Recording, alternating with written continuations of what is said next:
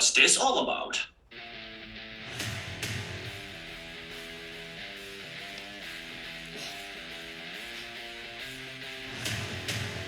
Hi everyone, I'm Gijs, a member of the RE-PEAT collective. We're a youth-led collective that tries to push for more awareness and appreciation of peatlands. One of the main topics in the peat world right now is the use of peat in horticulture. So that's why we thought it would be a pretty nice idea to rewatch this YouTube video by British gardener Bunny Guinness. Now with this video we're only trying to start a conversation around the use of peat in horticulture and demonstrate how most arguments against the ban don't really have much grounding to them. So let's have a look. I love using peat for potting on, for sowing seeds and for growing cuttings. But it's a highly controversial subject, maybe the hottest in horticulture at the moment, because the government planned to ban the use of peat for compost for sale in garden centres by 2024, that's just 2 years' time, and then they want to ban the use of peat in horticultural industry by 2029. It's interesting that she starts the video with stating that the topic is still controversial. The science is already clear, and the public demand, looking at her comment section actually, is also clear. It's only controversial that the horticultural industry is not playing their part in the climate crisis.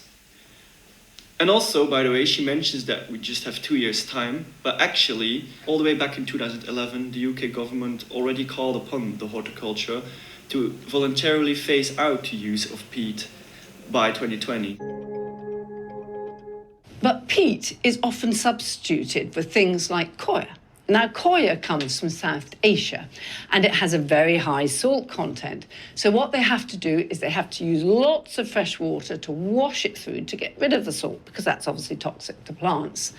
And so where it comes from, fresh water is a pretty scarce resource, and then they have to ship it all the way over here. So that's got its problems. Another substitute that they use is waste material, and that has a lot of plastic in it. And when you use these two materials, because neither of them hold water and drain so well as peat, they have to add a lot more fertiliser, because you have to keep watering the plant to keep it alive, and in doing so you're washing through all the fertiliser, so you then have to add a lot more, which isn't great for the planet. So here she picks two examples of peat-free alternatives that are already available, and they have issues to back up her case of why we should still use peat in soil.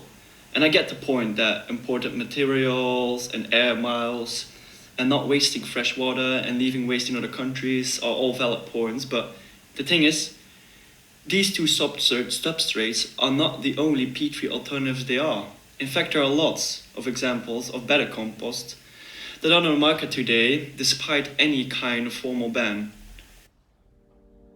It's amazing to think that it takes 7 to 10 years to develop a new growing medium. Well, it takes a staggering 10 years for only 1 centimetre of peat to form. In the UK, there are 3 million hectares of peatland. And of this, only 0.053%, that's a minuscule amount, is used for the horticultural industry.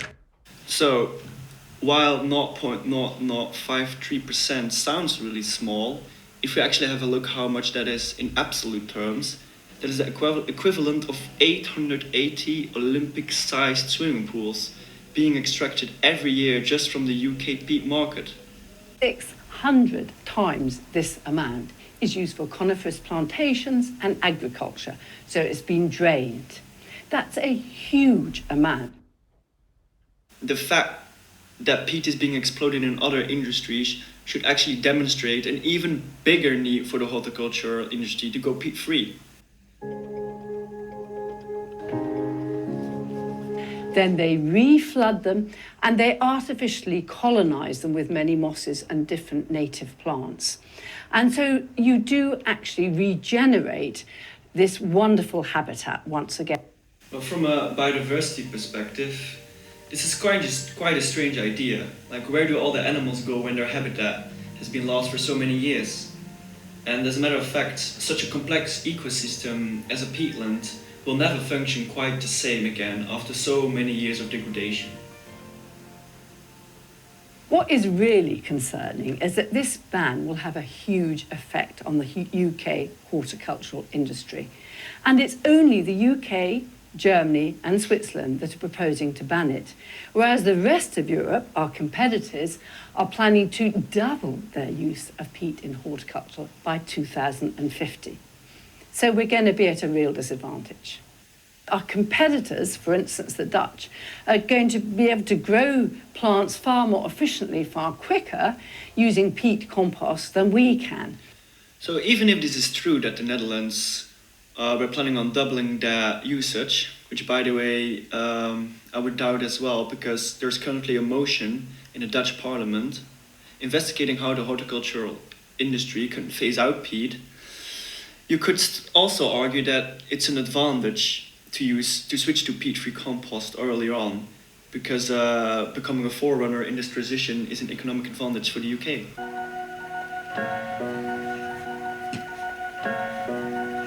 We just use small amounts of compost with a bit of peat in it, just for sowing seeds, potting on and taking cuttings. And all we're using it for is to make wonderfully green gardens. And these gardens, they all add up to make a massive contribution to the ecosystem. What could be better? What could be better?